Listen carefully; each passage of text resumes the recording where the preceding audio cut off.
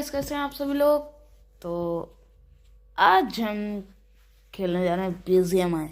तो अभी मैं जल्द ही स्टार्ट किया हूँ।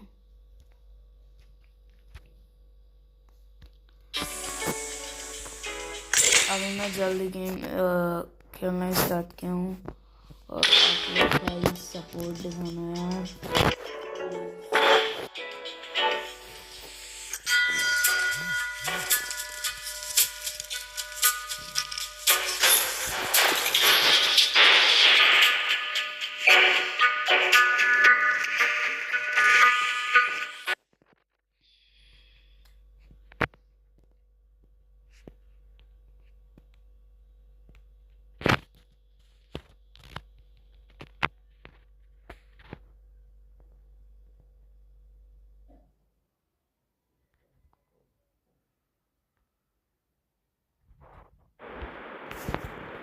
This is a simulation game set in a virtual world and does not present together.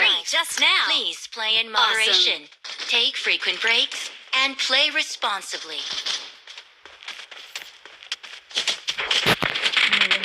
Like and subscribe, guys. Please like और subscribe कर दो मेरे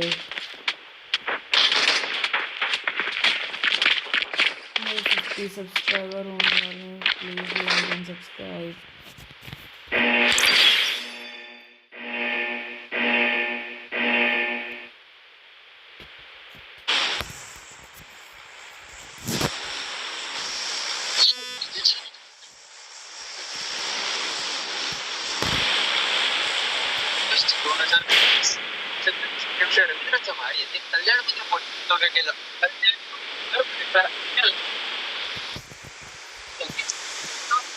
महापौर बसवायचा आहे 2024 अध्यक्ष रवींद्र चव्हाण नगरमध्ये बोलताना विजयाचा फॉर्म्युला सांगितला. पोहोचला तर स्वबळावर महापौर बसू शकतो असं विधान केलं. तारीख 25 जानेवारी 2024 भाजपचे प्रदेशाध्यक्ष रवींद्र चव्हाण यांनी वक्तव्य केलं.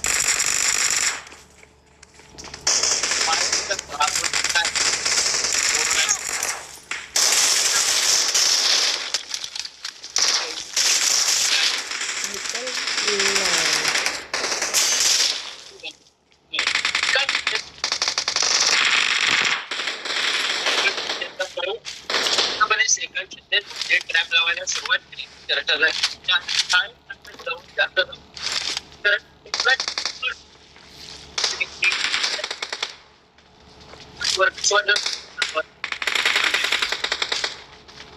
पिता पुत्रांचा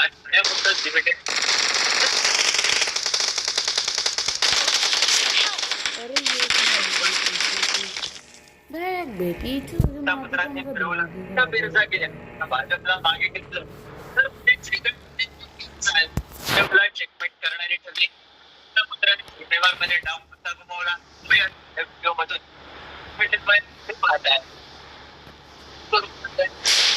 मैं 60 FPS प्लेयर हूँ.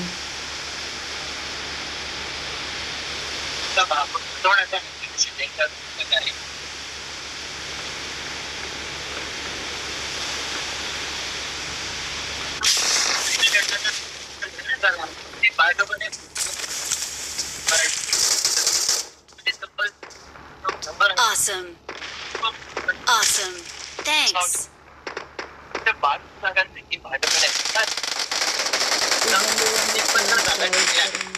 आकडा आहे.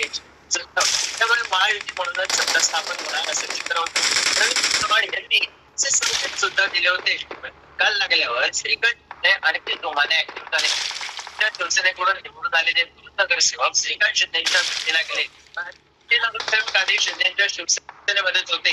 तिकीट मिळत नाही म्हणून ते ठाकरे गटात गेले आणि पुन्हा श्रीकांत शिंदेकडे आले. पण सेवकांवर थांबला नाही. एक चाल बसली. शिंदेच्या शिवसेनेची जणी होत असताना तिचे नेते राजू पाटील पद्धतीचे 5 नगरसेवक कोकण भवनात आले. शिंदेच्या शिवसेनेला पाठिंबा दिला. शरद पवारांच्या राष्ट्रवादीसाठी 5 नगरसेवक 61 वर नेऊन ठेवला.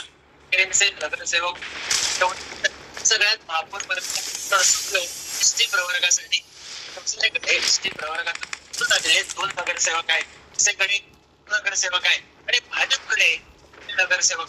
आता समजा शिवसेनेला पाठिंबा दिला नसता तर महापौर पदाचं आरक्षण सुटलं असतं, भाजपने आपली परत मनसेचे नगरसेवक फोडले असते, महापौर पदावर क्लेम केला असता. पण प्रवर्गासाठी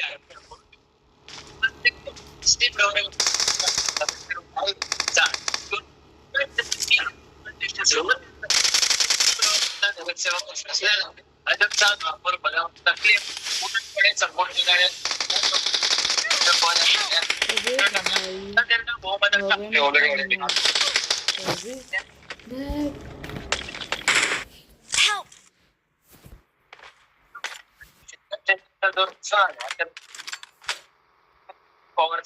मुंबई हा गणेश नायकांचा बालेकिल्ला.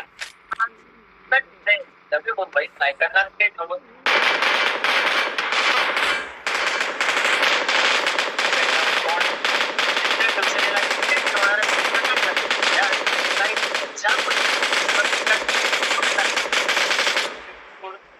असल्याचं स्पष्ट होतं.